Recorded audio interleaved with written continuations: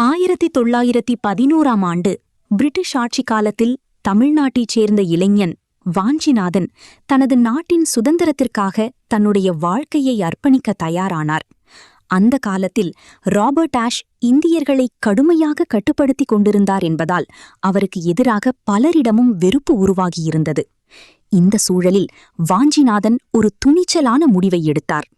1911 June 17 அன்று மாணியாச்சி junction ரயில் நிலையம் வழக்கம் போல் மக்கள் கூட்டத்தால் நிரம்பியிருந்தது.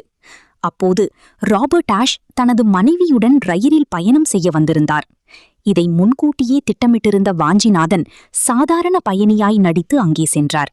சரியான தருணத்தை காத்திருந்த அவர் ஆஷ் அருகில் சென்றவுடன் திடீரென துப்பாக்கியால் சுட்டார்.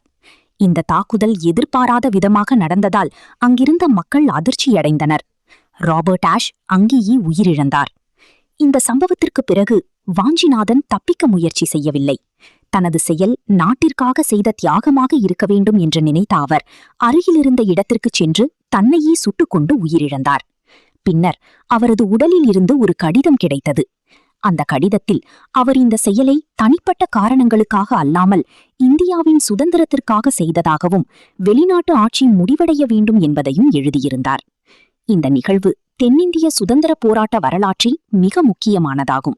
ஒரு இளைஞன் தனியாக எடுத்த இந்த தீர்மானம் பிரிட்டிஷ் ஆட்சிக்கு எதிரான எதிர்ப்பை வெளிப்படுத்தியது.